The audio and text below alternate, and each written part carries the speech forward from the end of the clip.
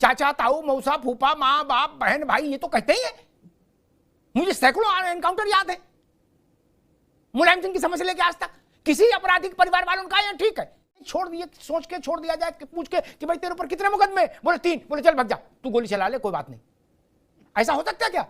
बोले 30 वाले को मारेंगे 3 वाले को नहीं, तुम हमारे 2-4 सिपाही निपटा दो, डोंट वरी। तो जो भी लोग सपा में जांच पड़ताल फॉरेंसिक एक्सपर्ट हैं, अपराध एक्सपर्ट हैं, उनको बदलिए, उनके रिजल्ट ठीक नहीं आ रहे। अल्ले बल्ले कुछ ना कुछ चल रहा, कैसे चलेगा? रहजनी का केस हो और पुलिस आपको कहे रोक और आप पलट के मोटरसाइकिल पर पीछे मुंह करके, एक लड़का चला रहा, आपने पीछे मुंह किया और सट से फायर ठोका, चाहे देसी तमंचा से और चाहे इंग्लिश से, तो पुलिस बोलती। नमस्कार दोस्तों, स्वागत है आपका अमिताभ अग्निहोत्री जी की बहुत ही जबरदस्त और धमाकेदार डिबेट वीडियो में।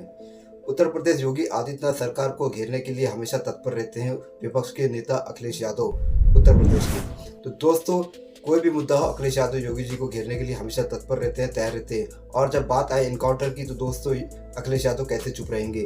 जब एक यादव और मुस्लिम कोई इनकाउंटर में मारा जाता है, तो दोस्तों अखिलेश यादव कहते हैं कि योगी सरकार सिर्फ अल्पसंख्यकों को और दलितों को, यादवों को, इनको ही निशाना बना रही है। तो दोस्तों फिर ठाकुर का इनकाउंटर हो जाता है, तो अखिलेश यादव कहते हैं ये समानता करने की काम हो रही है और कुछ नहीं हो रहा है। तो दोस्तों यही टॉपिक पे इस डिबेट में हो रही है, और डिबेट में जो अखिलेश यादव के प्रवक्ता है अशोक यादव, वो भी यही बात दोहरा रहे हैं। तो दोस्तों इनका काउंटर कैसे करते हैं अमिताभ अग्निहोत्री जी, इस डिबेट वीडियो में आप देखोगे, और धमाकेदार जवाब देते हैं अमिताभ अग्निहोत्री जी, कैसे इनको धराशायी करते हैं ये भी आप देखोगे। तो दोस्तों बहुत ही धमाकेदार और मजेदार वीडियो है, पूरा देखिए, आपको आनंद अवश्य आएगा। तो चलिए शुरू करते हैं डिबेट वीडियो, लेट्स स्टार्ट।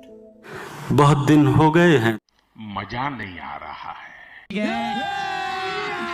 अभी मजा आएगा ना भिड़ो। पिक्चर चालू करो बे। आपने कहा था कि यादव था इसलिए मार दिया अपराधी। अब इसका एक अर्थ ये भी हो सकता है कि भाई यादव था इसलिए नहीं मारना चाहिए था।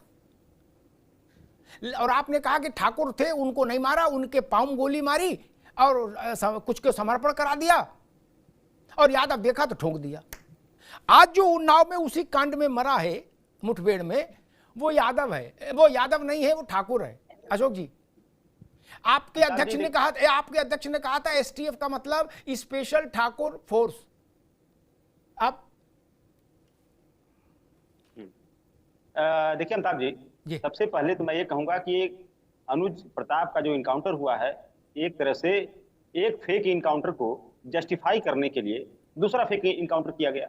दूसरी चीज, एक तरह से डैमेज कंट्रोल के लिए इस तरह की घटनाएं की जा रही है सरकार के द्वारा। डैमेज कंट्रोल कि एक का इनकाउंटर किया, सवाल तमाम दागे गए, तो सरकार ने उन सवालोों से बचने के लिए एक दूसरा इनकाउंटर कर दिया। आप देखिए उनके जो अनुज प्रताप सिंह के बहन का बयान सुनिए, उनके पिताजी का बयान सुनिए, इससे जाहिर हो रहा है कि ये भी उसी टाइप का इनकाउंटर है जैसे मंगेश यादव का इनकाउंटर था, पकड़ के मारा गया। अशोक जी, आप लोग कैसे कौन सी डिवाइस रखते हो कि इधर एनकाउंटर हुआ उधर आप घोषणा कर देते हो कि हमने जांच कर ली, फर्जी है? कौन सी डिवाइस है? नहीं, फर्जी मतलब उसकी बहन का नाम, उसके बहन का बयान सुनिए, उसके पिताजी का बयान सुनिए। पूछे अशोक भाई, एक और बात पूछ रहे थे, मुझे ऐसा एनकाउंटर बता दीजिए कोई जिसके परिवार वालों ने कहा कि हाँ ये ठीक एनकाउंटर हुआ। चाचा ताऊ मौसा फूफा माँ बाप बहन भाई ये तो कहते ही है। मुझे सैकड़ों एनकाउंटर याद है मुलायम सिंह की समझ से लेके आज तक। किसी आपराधिक परिवार वालों ने कहा यहाँ ठीक है। श्री प्रकाश घर वाले बोले थे ठीक है, नहीं ना। निर्भय के घर वाले बोले थे ऐसा, निर्भय गुजर के नहीं। ददुआ के घर वाले बोले थे नहीं। फिर किसके घर वाले बोले कि असली ठीक किया, ठीक मारा?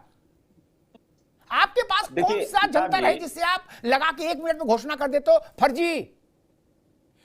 कोई साइंस होगा, कोई तर्क विज्ञान होगा, कैसे जांचते हो आप लोग? मैंने बता दिया अमिताभ जी, मैंने बता दिया कि जिस तरह से बयान आ रहे हैं। मैंने भी तो बता दिया मेरे भाई, प्रणाली है। अरे भाई मैंने भी तो निवेदन किया। आप तो ये बच्चों का बता रहे हो कि गंगेश मंगेश अनुज कौन कौन। मैं तो बता दिया ददुआ, जिनके पूरे परिवार को आप राजनीति में लाए बाद में। मैं तो ददुआ का बता दिया, निर्भय गुजर का बता दिया। ये तो बहुत बड़े लोग नाम थे यूपी में। श्री प्रकाश का बता दिया। किसी के परिवार वालों ने कहा कि ओके ये ठीक है, डन नहीं ना। और किसी मामले में अदालत ने ऐसा नहीं कहा कि झूठा एनकाउंटर है। इसका मतलब आपका जो यंत्र है वो खराब है अशोक जी। नहीं अमिताभ जी देखिए, यंत्र खराब होना अच्छा होना ये अलग विषय है। विषय है डैमेज कंट्रोल का, जो मंगेश यादव का हुआ, उसके बाद सरकार के ऊपर 1000 सवाल दागे गए जनता के द्वारा। उन सवालों से बचने के लिए एक दूसरा इनकाउंटर। ठीक कि संविधान में कहीं ऐसा नहीं लिखा कि अपराधी पुलिस पर गोली चलाए, बम चलाए, पुलिस को मारने की कोशिश करे और पुलिस वहां खड़ी होके ओम नमः शिवाय का जाप करे या गुलाब का फूल ले जाए, कहे आप तुम मुझे गोली मारो मैं तुम्हें गुलाब का फूल दूंगा। ऐसा कहां लिखा संविधान में? आजकल संविधान का रेला मेला भी चल रहा है भाई, हर आदमी करे संविधान। अरे भाई संविधान पढ़ो तो पहले पूरा, कहां लिखा है ऐसा कि पुलिस ये जो रखेगी ये चाइनीज वाले दिवाली वाली पटाखे वाले रखेगी बंदूकें? ऐसा लिखा है क्या? नहीं ना। सरकार की विधानसभा की मंजूरी से अरबों रुपए के हथियार खरीद के पुलिस को इसलिए दी जाते हैं कि लोग आए पुलिस के कंटाप मार चले जाएं। कहां लिखा गोली नहीं चलेगी? मुझे दिखाइए संविधान। हर आदमी आजकल कहता बोले गुड्डू ने पान खा के थूक दिया, बोले संविधान विरोधी करते हैं। बोले गुड्डू को पान नहीं मिला, बोले संविधान की हत्या हो गई। अरे क्या भाई, अतीक का लड़का मारा गया था तब भी ये कहा गया था संविधान की हत्या हो गई।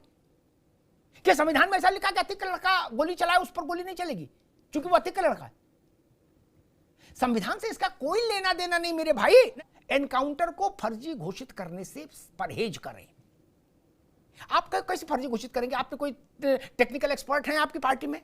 कोई टीम है जिसने विश्व भर में अपराध शास्त्र में अध्ययन किया हो? कैसे कर लेंगे भाई? एनकाउंटर असली है कि फर्जी है ये जांचने में बहुत लंबी प्रक्रिया लगती है मेरे भाई।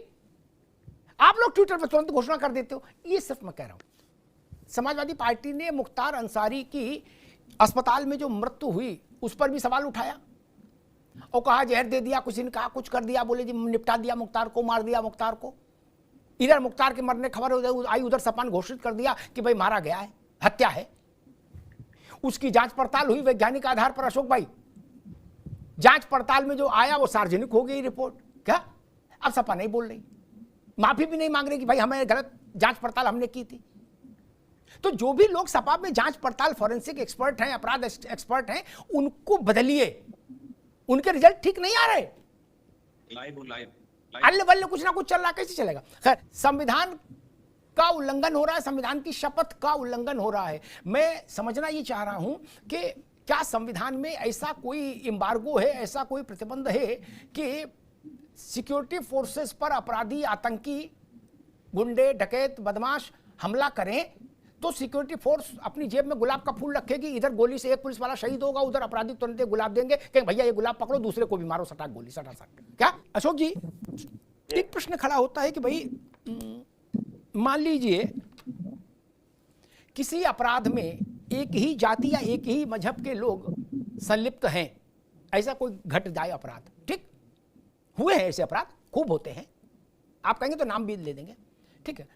तो उनमें पुलिस से जब मुठभेड़ हो, किस ऐसे कोई संयोग बने, तो स्वाभाविक है उसी जाति या उसी मजहब के लोग मारे जाएंगे। तो क्या 2 4 10 और दूसरी जात मजहब के पकड़ के मारना पड़ेगा कि नहीं तो आप नाराज हो जाएंगे? एक मेरा प्रश्न। दूसरा प्रश्न ये कि जो कहा जाता है, आप भी कहते हैं, आप मतलब राजनीतिक लोग भी कहते हैं और जो मारा जाता है उसके परिवार वाले भी कहते हैं, ये बड़ा मौलिक प्रश्न है, ये कहीं चर्चा में आया नहीं, आना चाहिए। कहा जाता है कि बताओ भैया को मार दिया, भैया के ऊपर तो 3 केस मुकदमे थे कुल। मसला ये नहीं है 3 और 13 और 40 का, अशोक जी बुनियादी बात कह रहा हूं। आपके ऊपर जेब कतरी का मुकदमा है केवल, किसका? या छेड़खानी का। पुलिस आपके पीछे भागी, आपने पुलिस के ऊपर फायर झोंक दिया, तो पुलिस आप पर फायर झोंकेगी। आप उसके आ जाओगे, उसके घर वाले करे तो छेड़खानी वाले को मार दिया। नहीं दादा रे दादा, ऐसा नहीं है। अपराधी को पुलिस ने घेरा, पुलिस ने कहा सरेंडर करिए, अपराधी ने उसके बदले में गोली चलाना शुरू किया, बम फेंकना शुरू किया, तो मारा जाएगा। उस वक्त क्या ये सोच के छोड़ दिया जाए, पूछ के कि भाई तेरे ऊपर कितने मुकदमे? बोले 3, बोले चल भाग जा, तू गोली चला ले, कोई बात नहीं। ऐसा हो सकता है क्या? बोले 30 वाले को मारेंगे, 3 वाले को नहीं, तुम हमारे 2 4 सिपाही निपटा दो, डोंट वरी। ऐसा बोल सकते हैं क्या अशोक जी? अच्छा, आपने भी कहा कि क्या संविधान में लिखा है कि ऐसा होता? संविधान में तो भी नहीं लिखा है। कि वाइस चांसलरों की नियुक्तियां करेंगे तो आप जाति देखिए योगी जी, ऐसा नहीं लिखा है कि वाइस चांसलर बनेंगे तो 2-3 जातियों के लोग बनेंगे, बाकी पिछड़े दलित के लोग वाइस चांसलर बन ही नहीं सकते। संविधान में वर्णित लिखा हुआ है, ऐसा नहीं लिखा है। संविधान में भी नहीं लिखा है कि असिस्टेंट प्रोफेसरों की नियुक्तियां होंगी तो आप जाति देख के कर लोगे। संविधान में भी नहीं लिखा है कि औरता या शिक्षक भर्ती में आप पीडीए के आरक्षण का लूट करोगे। तो संविधान में तो ये सब चीजें भी नहीं लिखी हैं, लेकिन सरकार डंके की चोट पे कर रही है। और हमारे पत्रकार आनंद बाबू, अशोक बाबू, बिल्कुल बिल्कुल ठीक बात आपने कही जी, खड़ा हो जाए, मुकदमा लिखवा दिया जाता है। तो सारी चीजें, सब चीजें संविधान से तो हो नहीं रही हैं। ठीक है, तो ये सारी चीजों पे गौर करना चाहिए अमिताभ जी। अशोक जी ने बिल्कुल 2-3 बात आनंद आ रहे। उन्होंने एक मेरे प्रश्न पर भी प्रश्न खड़ा किया। मेरा वो मौलिक प्रश्न वही खड़ा है, एक कत्ल हो, एक छीन रहजनी का केस हो और पुलिस आपको कहे रुक, और आप पलट के मोटरसाइकिल पर पीछे मुंह करके, एक लड़का चला रहा, आपने पीछे मुंह किया और सट से फायर ठोका, चाहे देसी तमंचा से और चाहे इंग्लिश से, तो पुलिस गोली चलाएगी। उसमें ठाकुर मरे, बनिया मरे, अहीर मरे, काछी मरे, कुर्मी मरे, ब्राह्मण मरे, हिंदू मरे, मुसलमान मरे, ये सियासी पार्टियां कितना भी स्यापा करे उससे कोई फर्क नहीं पड़ता और पड़ना भी नहीं चाहिए। क्या पुलिस को तो चुनाव लड़ना नहीं। दूसरी बात कहेंगे अशोक जी ने एक बात, ये बात वो हर बहस में उठाते हैं, उनके ये विषय उनके मन का विषय है, उनकी आत्मा को शायद छूता है कि वाइस चांसलर्स की नियुक्ति हुई। अरे वाइस चांसलर की नियुक्ति, मास्टर की नियुक्ति, चपरासी की नियुक्ति, कंपाउंडर की नियुक्ति तो छोटी नियुक्ति है। आपने कहा एक ही जात, मैं उस बहस में नहीं जा रहा, मैं तो ऐसा उदाहरण रख दूंगा जो हिमालय के समान है, उसके बाद जितने उदाहरण आएंगे वो मिनिएचर हो जाएंगे। अशोक जी 4 बार आपके घर सरकार रही, कुर्सी रही सीएम की, क्या संविधान में लिखा कि चारों बार कुर्सी पर केवल एक ही जाति का व्यक्ति बैठेगा? नहीं ना। आपके पास उत्तर प्रदेश की चीफ मिनिस्टरशिप 4 बार आई और चारों बार यादव बैठे, क्या लिखा है कहीं? ये संतुलन है, ये समावेशी राजनीति है, ये पीडीए भी है क्या? तो इसमें दलित कहां है, आदिवासी कहां है, अल्पसंख्यक कहां है? ये नहीं चलेगा महाराज। कम से कम 4 वर्ग तो 4 बार में निपटा देते। एक बार में पिछड़ा हो जाता है, एक बार में दलित, एक बार में मुसलमान, एक बार में आदिवासी, तो हम आपकी तारीफ में खड़े होकर ताली बजाते। हम कहते बाना अशोक जी की पार्टी सच्ची पीडीए वाली पार्टी है। नहीं ना मित्र। और अतीक के लड़के ने मर्डर किया तो मारा, और मुठभेड़ में अतीक का लड़का पुलिस पे गोली चलाए तो मारा, क्या राम सजी बन जाएगा? अतीक का लड़का नहीं मर जाएगा? गजब वाले बोले इसलिए ना मारो चुकी है। ऐसा नहीं चलता महाराज। जिसके यहां डकैती डाली उसका भी कोई मानवाधिकार है कि नहीं है? और मान लो आप 2-4 सटका देते हैं गुंडे, तब उनका मानवाधिकार नहीं है। मेरी नाराजगी वहीं पर खड़ी होती है कि जवाहर बाग में जो अंदर कब्जा किए थे उनके साथ आप खड़े हो, और जवाहर बाग के अंदर की गोली और गोलों से जो पुलिस वाले शहीद हुए उनकी चर्चा आप नहीं करते हो। वो हमारे लोग नहीं थे क्या?